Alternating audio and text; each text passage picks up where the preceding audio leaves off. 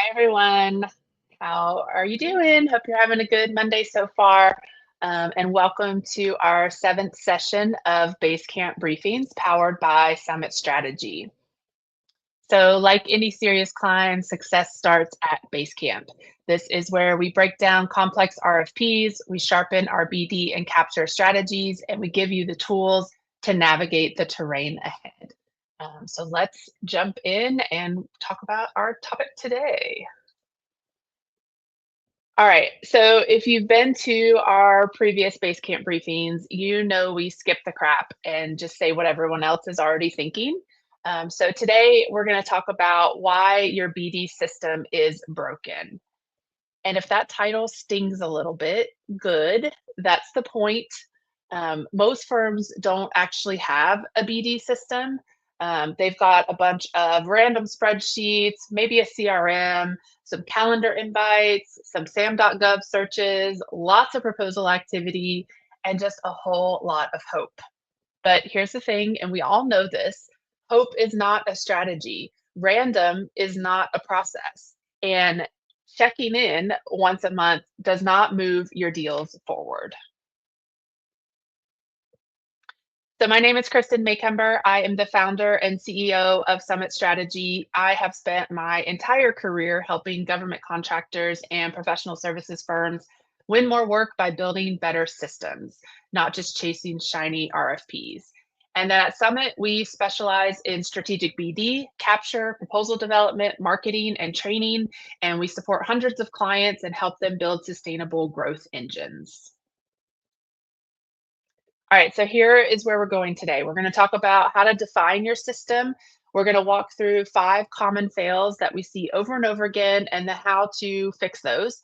And then we're going to talk about what a real system looks like and how to build that. All right, so let's just call it like it is. Let's start off really hot and spicy. Most BD systems we see is really just a bunch of spreadsheets, a bunch of proposals, and a bunch of hope. You've got maybe a spreadsheet that has a tab for leads, another for active pursuits, maybe one for pipeline value, but you don't have clear movement. You don't have rhythm. You don't have structure. You just have a name list of names and a vague plan to follow up soon. Or worse yet, you might have a multi-million dollar CRM. You might have, some tool that is a Cadillac really, but it's outdated as hell. No one knows the real opportunities to focus on. And it's just one of those annoying, like, I need to update CRM things and tasks that never really happens because life happens. And yet we keep calling it a system. We tell ourselves that we are being strategic, but deep down, we know that it's not working. Because if your system can't drive action, if it can't track progress or help you make better decisions, it's not a system. So we're going to talk about how to fix that. So I want to break this down because I want to make sure that we're talking about the same thing. A real BD system is purpose built. It's designed to move your opportunities forward, not just log them into a spreadsheet or CRM. It's repeatable so that your team isn't having to start from scratch every time. You have a clear framework, you have shared expectations, and you have a process that doesn't rely on some BD superstar doing all the heavy lifting. It's integrated. We'll spend a good amount of time talking about this. So it integrates your BD, your capture, your marketing, your proposals. All of those efforts have to be aligned, talking to each other, supporting the same goal. It's measurable, which means that you can track progress, pipeline movement, evaluate performance, and fix problems easily. And then most importantly, it's action oriented. It doesn't just sit in the background, it drives behavior. It prompts next steps, and most importantly, it holds people accountable. So a lot of teams treat business development like it's a linear process. You identify a lead, then you qualify it, then you move into capture, then there's a proposal, and then you win. In theory, sure, but in real life, it's not a straight line. It's a loop, it's a cycle, it's a messy tangle of a bunch of starts, a bunch of stops, re-engagements, pivots. And that's why I like to call it a system instead of a process. because this process and this opportunity development doesn't stop when you submit a proposal, for example. It loops back into lessons learned. It moves sideways into getting new agency relationships. It triggers marketing content, future teaming opportunities, refining your pipeline. A process is meant to be rigid. A system, though, is flexible, it's repeatable, and it's built to be adaptable. So when I hear someone say, "Oh yeah, we have a BD process," um, I always like to ask them if it works when things go sideways, because let's be honest, things are always going sideways, especially right now. And a system is meant to be built for reality, not just the ideal scenario in a perfect world, which we all know never really happens. All right. So we know that most of the industry is still clinging really hard to Shipley's 96-step process, like it actually works in the real world. And spoiler alert, it doesn't. And that's why we built what I call the Summit Win system. It's a modern, simplified BD system and BD framework that cuts through the noise, helps you focus on what actually moves the needle. And this system is how we help our clients grow the right way, by aligning strategy, positioning, proposals, and people, not chasing every RFP, not duct taping your BD process together and hoping something works, and definitely not following a checklist from 1990. So this is not meant to sell you. I just want to kind of give you the framework, so that you can see all the 5 steps, and then we'll walk through, again, those common fails and how to fix those. So the 5 phases. So the first one is plan. So build your foundation. This is where you have to get clear on your goals, your targets, your differentiators. If you skip this, you're really just guessing. The next piece is positioning. This is where you have to get known before you're needed by clients. And so that is done through visibility, through marketing efforts, and obviously agency engagement before an RFP drops. Then we propose. When it's go time, we write to win. We have a plan, we have proof, we have a messaging, and we win that proposal. Then oftentimes we have to close because we go to orals. So your BD team, your capture team, your delivery team all have to be aligned to move that deal forward and close that deal. And then the last piece is propel. So this is where it gets repeatable. You optimize, you scale, you stop reinventing the wheel every time. So when all 5 parts are working together, you're not just chasing those shiny objects, you're really building a system that wins. So I know this topic could not be more timely. So I want to talk about like why we are talking about this now, why this is a huge topic. And obviously, I think everyone will relate to this first one. Pipeline softness is everywhere. We're on calls with clients every day and we hear the same things. Our pipeline sucks. We don't even know what our pipeline is. All these contracts are getting canceled. All they're getting terminated for convenience or frozen, and people are moving around or getting riffed. Pipelines are just messy right now. Even the top performing firms are feeling it. Teams are overwhelmed or just totally under incentivized. Your SMEs or your seller doers or your project managers, whatever you want to call them, they want to help, but BD is always the thing that falls to the bottom of the list because they have to stay billable. There's a difference between activity and actual movement. So a lot of people are just busy, but they're not actually building a strong pipeline. And then don't even get me started about BD meetings, because most of them are just what I consider performative theater. Everyone shows up, everyone has a conversation. We waste 60 minutes with a bunch of people on a call, but nothing really moves forward. And then, worst of all, a lot of firms still don't start BD until an RFP drops. And we know by then it's probably too late. So, all of these aren't really a one off problem. They all kind of come together to become a systematic issue for firms. And so that's why we're here today to talk about what to fix and how to fix it. All right, so I want to shut down one of the biggest myths that I hear from smaller firms. We work with a lot of small businesses, and a lot of them start to say things like, we're too small for a BD system, or we're not ready for that much process in our company yet. And I always say, nope, not true, not even a little bit. If you are bidding on opportunities, you need a system. If you want to grow, which who doesn't want to grow, you need a system. If your pipeline relies on someone searching for RFPs on sam.gov, you need a system. Being small does not mean that you get to skip structure. It means that your structure has to be lean, it has to be smart, it has to be easy to follow so that you can scale without the scramble.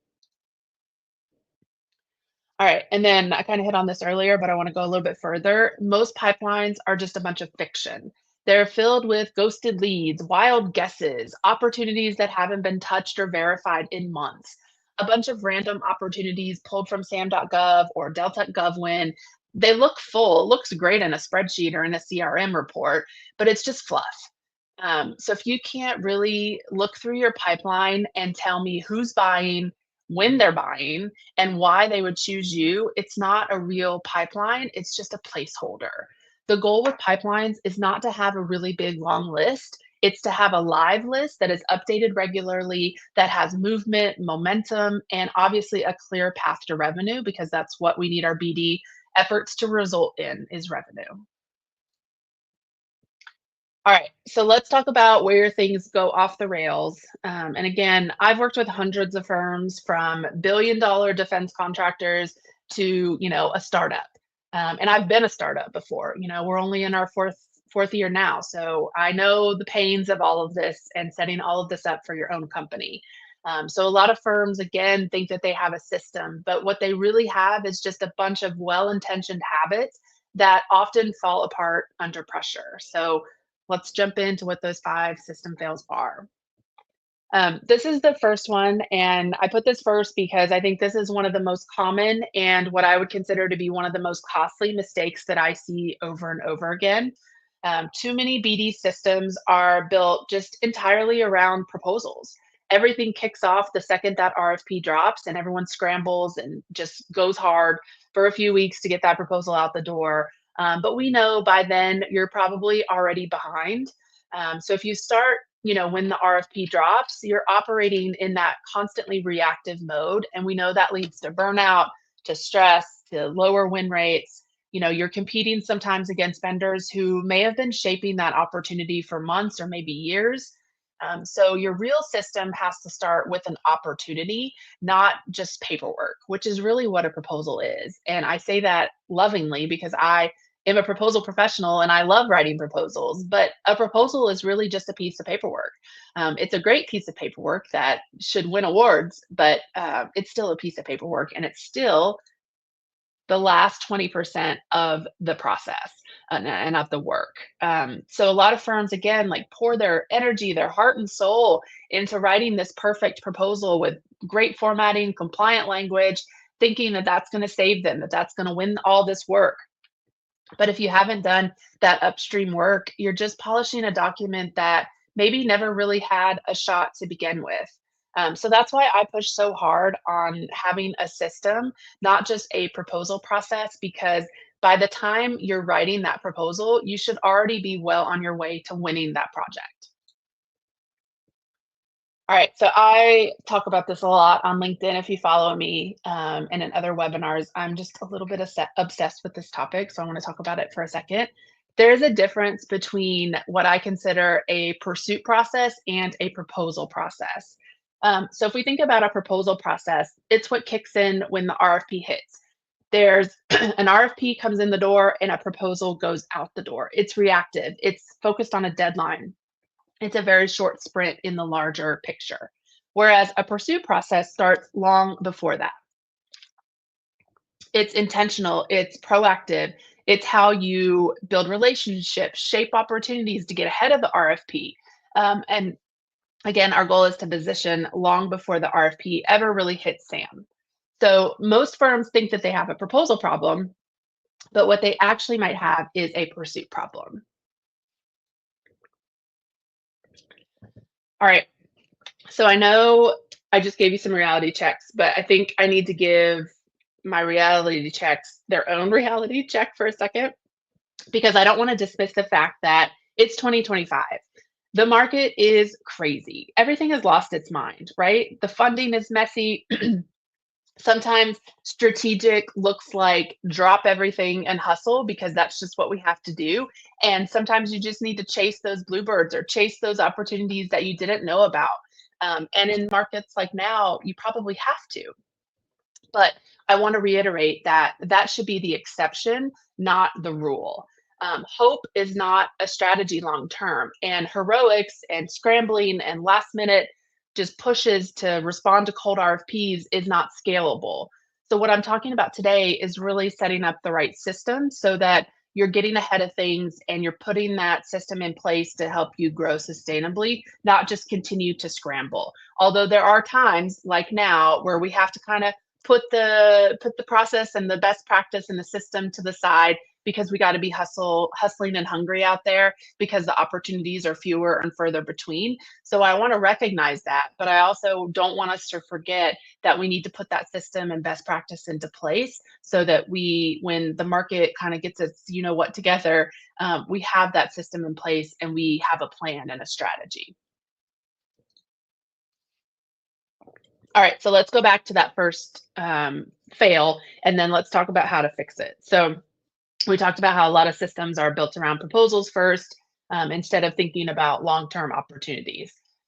So here are some of the ways that you can fix that. First, I'm super passionate about figuring out what your filters are. So some people have a big, complex go no go questionnaire, which I think is important as you grow and scale. You should have that. But if you're just starting out, it needs to be something super simple, and you need to be asking yourself the tough questions. So to me, it comes down to three key questions. One, have we talked to the customer or the end user, the buyer, the end user, someone that knows something? Do we actually know what their problem is and how to solve it? And then, do we have any advantage over our competitors? If the answer is no to all three of those questions, you might need to walk away. Second is making pre RFP everyone's job. So don't wait to build or refine or have the perfect dream team in terms of capture. Just make sure that you've clarified the roles for who you have on your team today. So if the CEO and founder is super involved, they're the relationship builder. Define that person's role. The BD or the PM person, they need to be gathering intel every touch point with the client. If you have a proposal writer, they need to start building a library of your themes and your value prop statements. So just everything that is focused on pre-RFP, make sure people know their role within that. Third is start a one slide pursuit snapshot. Snapshot. Geez, I can't talk. I started to say Snapchat, which is not the right thing. Snapshot. So instead of these like formal capture plans, which again I've seen hundreds of pages of just a bunch of crap, you don't need to be that crazy and complex. Just simplify it. What do we know? Who do we know? And why should we chase that opportunity? That becomes your living BD dashboard. You don't need a big spreadsheet. You don't need a CRM. Just keep it updated and keep it simple and concise. The last one is redefining your success metrics. So, especially for small teams, traditional metrics are sometimes useless.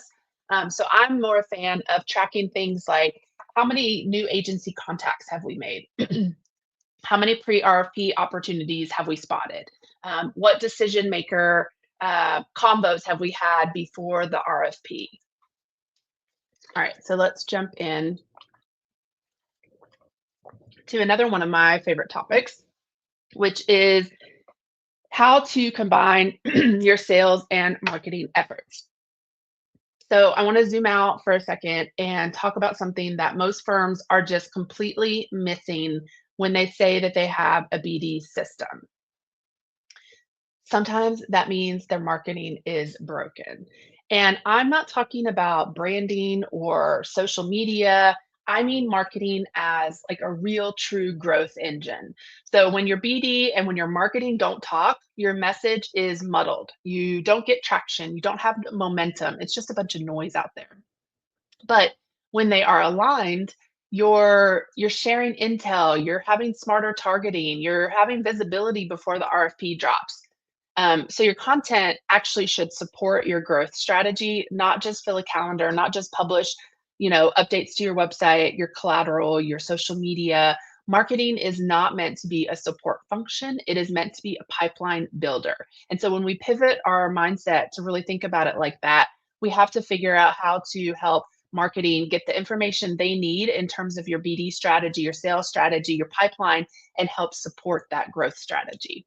I could probably talk for days on this topic, and I probably should just do a webinar on this topic alone. Maybe I will. Maybe that can be our next one. But I think this is really important and doesn't get talked about enough.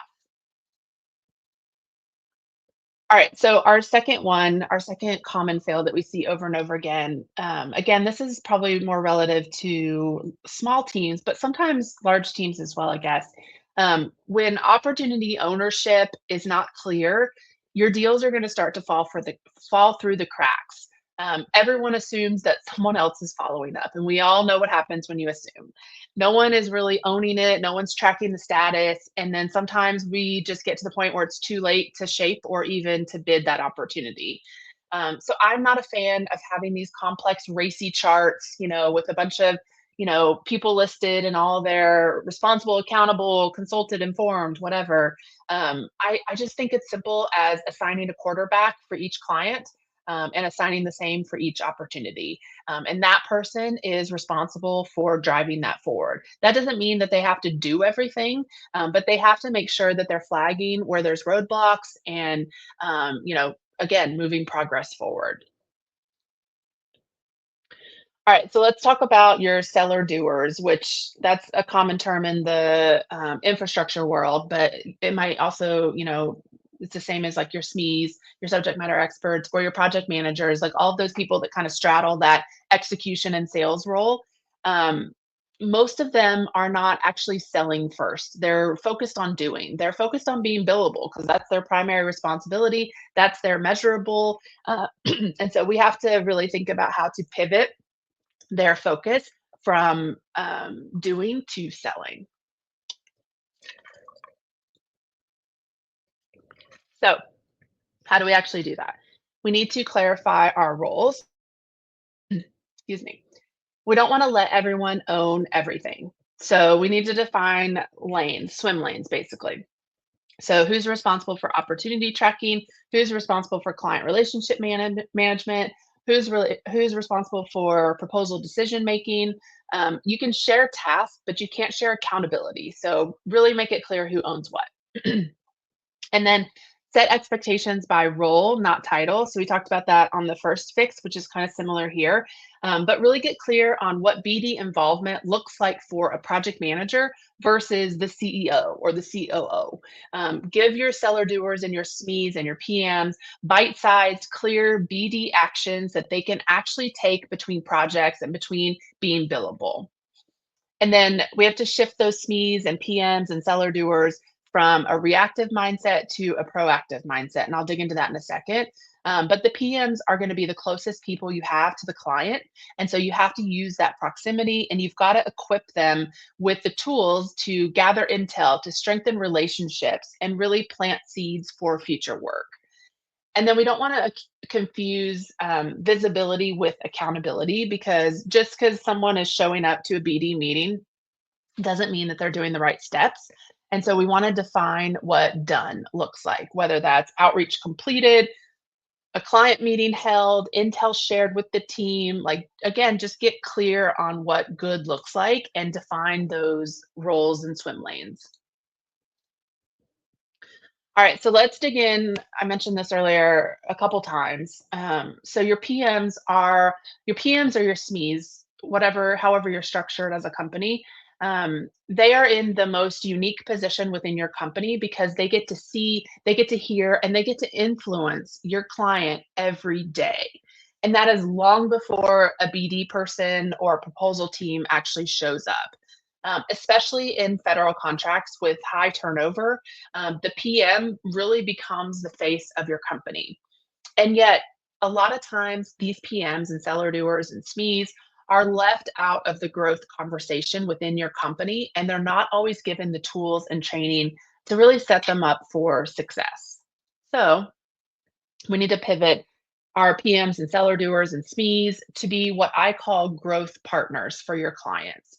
Um, we also have to recognize that PMs and SMEs did not get into this work and into this field to become business developers. They probably actually hate sales. They hate it when you say you need to do business development. They just cringe. But they're again the ones in the room. They're on the calls. They're in the client's office. They're closest to the client. and they often have the strongest relationship. That means that they are sitting on insights that your BD team probably never hears about. Things like pain points, shifting priorities, early warnings about upcoming works and recompetes. But if they're not part of that internal growth strategy and conversations, those insights are going to die in the delivery phase of your work. So we're not asking PMs to become business development. We're not asking them to sell.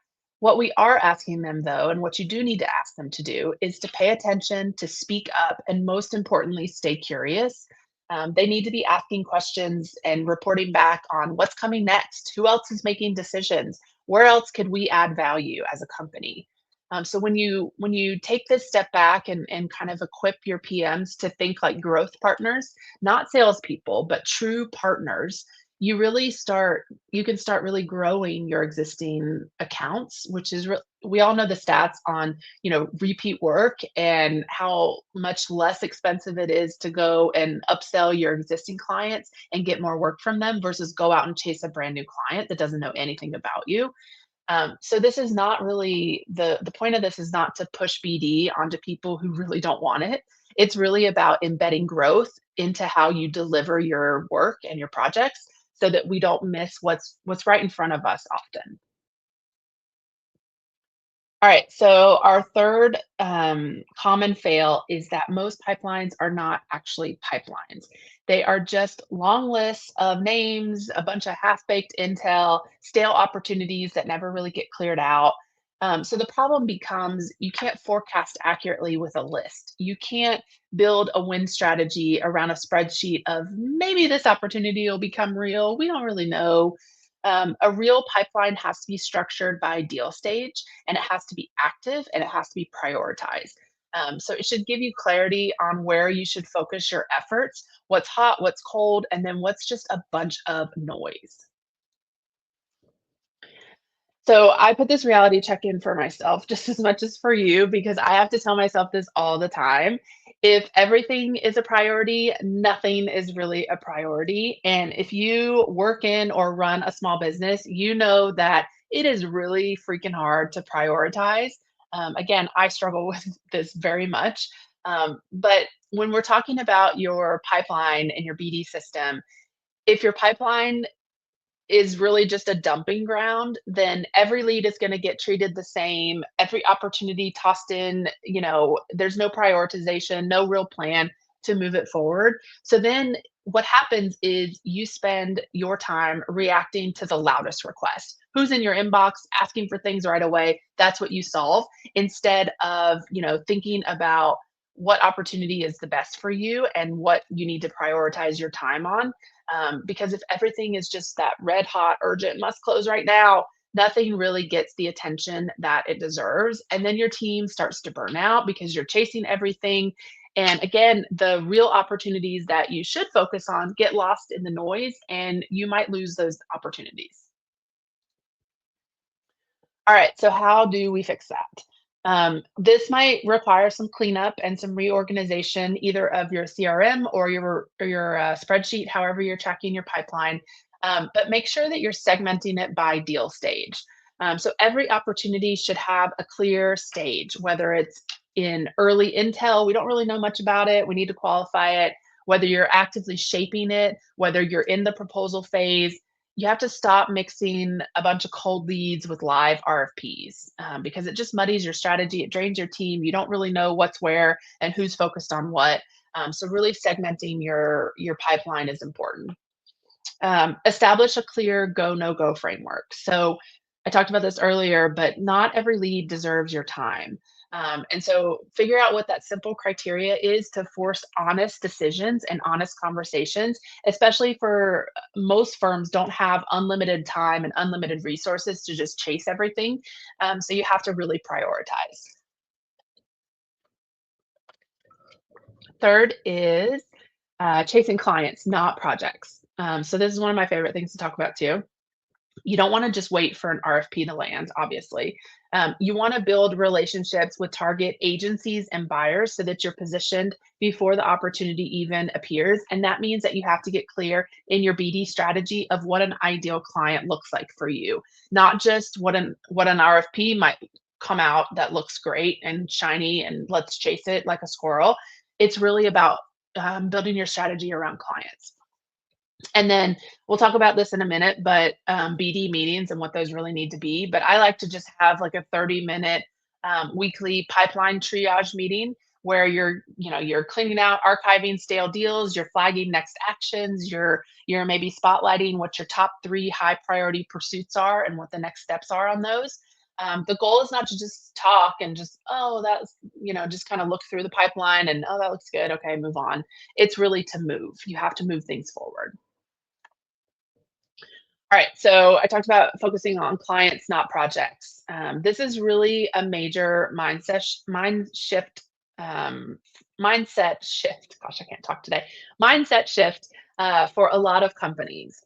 But the stats really make it clear. So if you haven't read the Challenger series, this quote is from the status from the Challenger Sale book. Great book series, great thing to check out. But 71% of customers say that they are willing to switch suppliers when necessary. That means that the door is wide open for your competitors to just walk right in there and woo your client and possibly take over your client.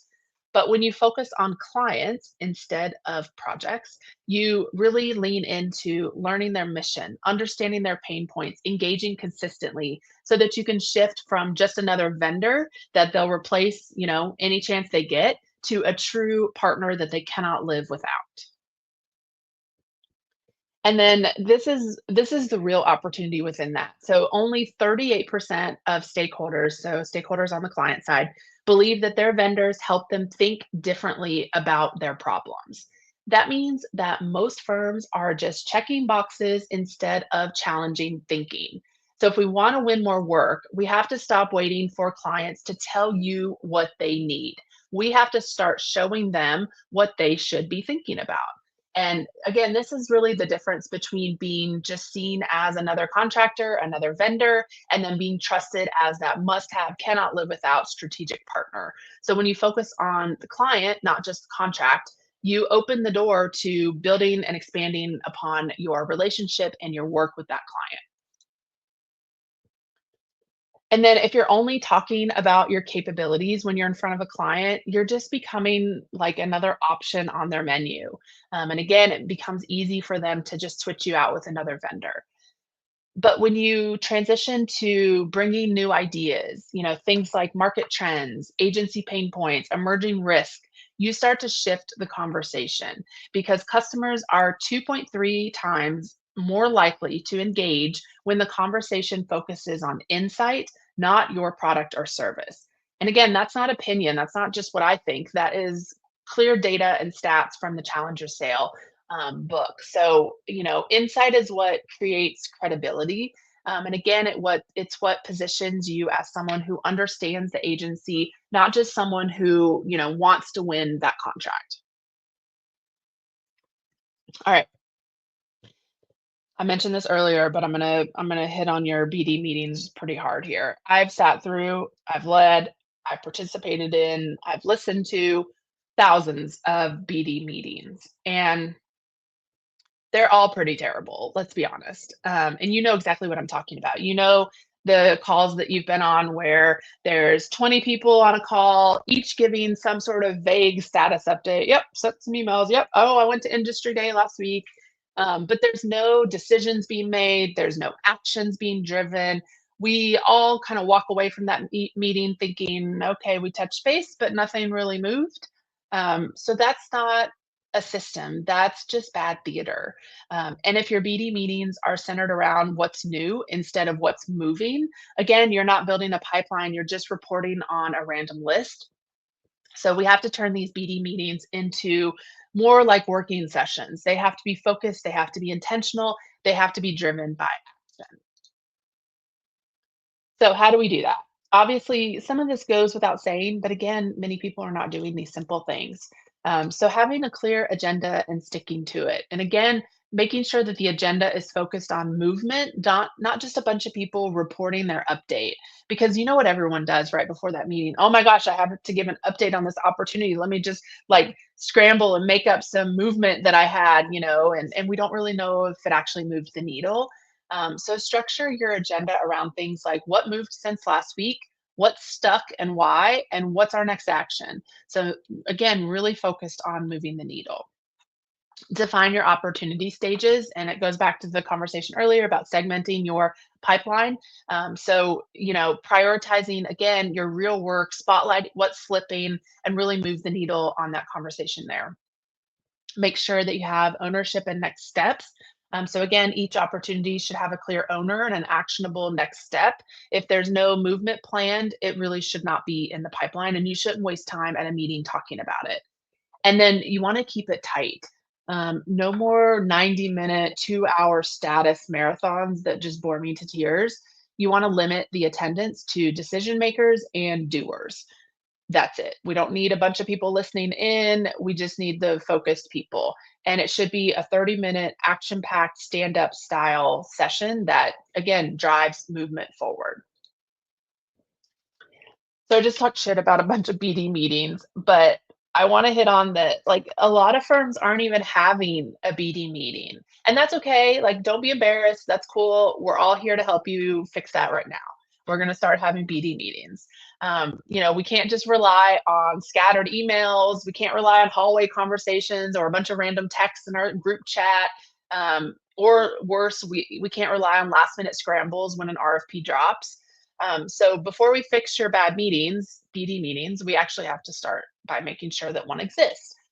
Because think about it this way: if BD is not on your calendar, it's not a priority. Because let's face it, we all know what happens. Our week is run by the crap that's on our calendar. And so if it's not on our calendar, that means it's not a priority, which in the end means that you're not really pursuing growth. You're just hoping that it shows up. And we all know that that's not really the case. And that's not how things are going to happen. It's not just going to fall in your lap. All right, so our last common fail is targeting. So most firms are not really actually doing it. They may set a revenue goal, but they don't have true growth strategies. They build a list, but not a plan. So too often I see teams, chasing the biggest dollar signs, or again, the loudest RFPs or the most urgent RFPs without really stepping back to ask ourselves, does this opportunity fit our past performance? Or do we actually know this customer? Or do we have a position to win? Or are we just filling it with pipeline noise again? So if we can't explain why something is on your target list and how you're going to win it, it probably should not be there and it should not be wasting everyone's time. So I know you don't want to hear this either, but a lot of the BD chaos that we've talked about today usually starts at the top. When leadership hasn't clearly defined what success looks like or how to measure it, everything else just really starts to turn into a random scramble. And you can't hold people accountable to a system that doesn't really exist. So if your seller doers are chasing one thing, marketing is focused on another thing, and then leadership is off in their own silo doing their thing, you don't really have a system.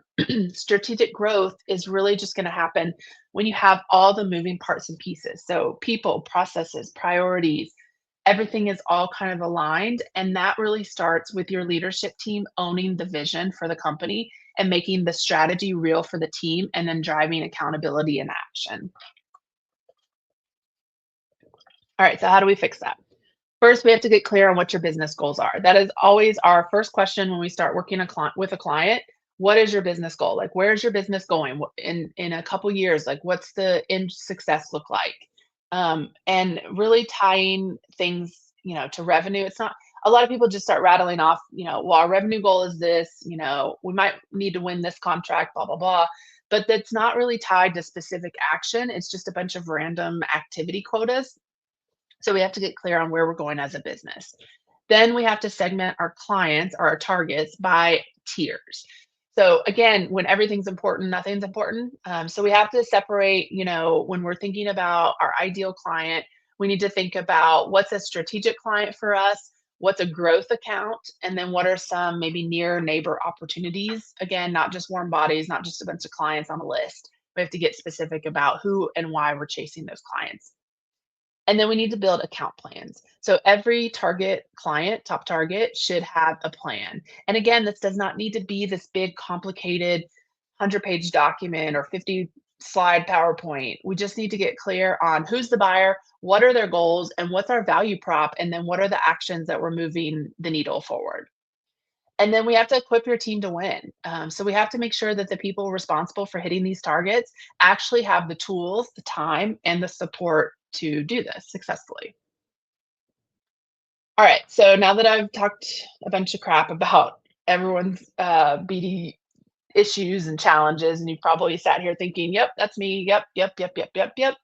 So, what do we do now? Where do we start? I know this seems daunting and overwhelming. We can't just like build out a process and a system and then hope that everyone starts to apply it. We have to start small and we have to start somewhere. So, I'm going to break down what I think are just kind of the quick and easy, down and dirty. Here's where we start if you don't have anything.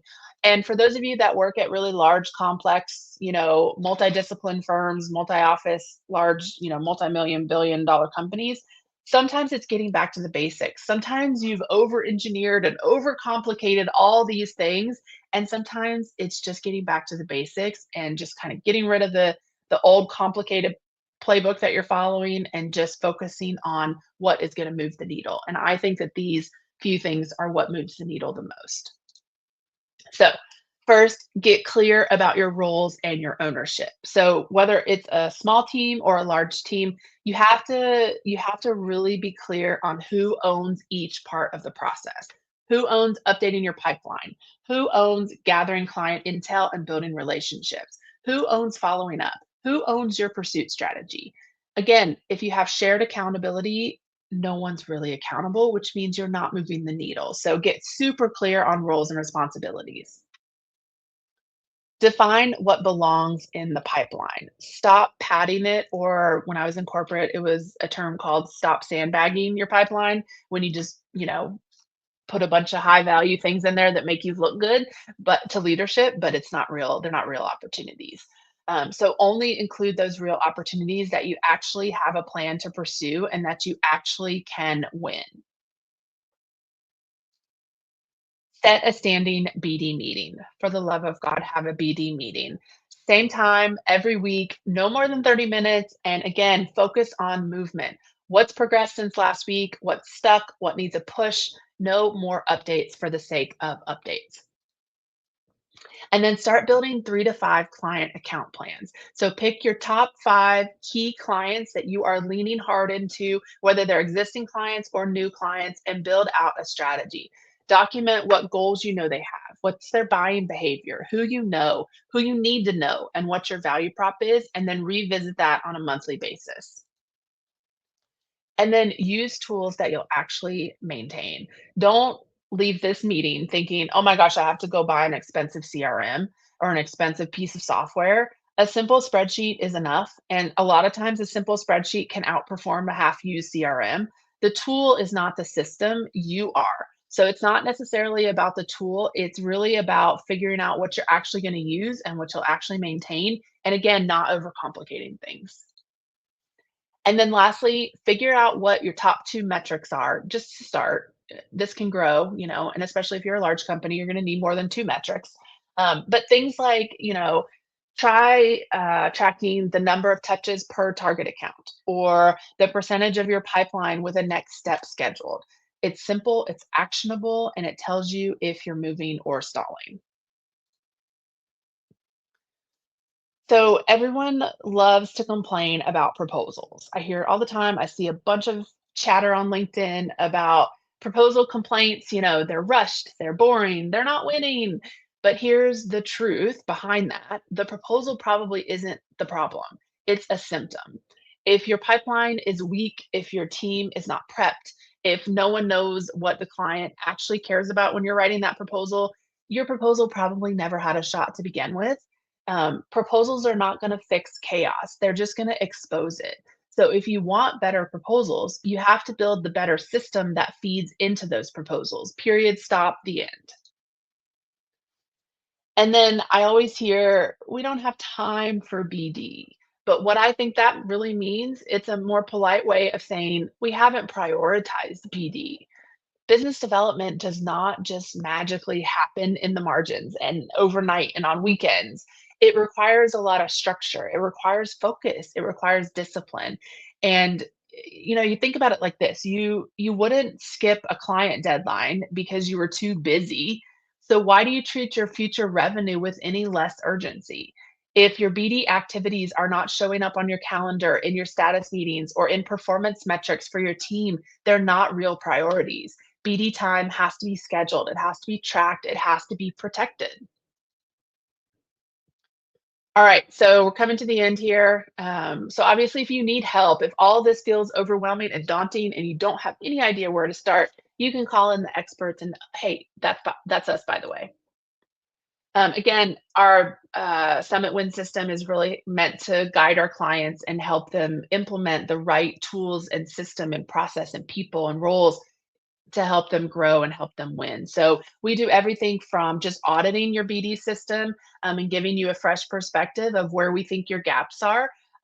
We can have a strategy session, we can talk through, or we can actually build out your system for you, train your team, we can build your pipeline for you. We can do any pieces and parts of this, but it's really just about knowing when you have internal limitations, whether that's time, people, whatever, and just asking for help from people that do this for a living.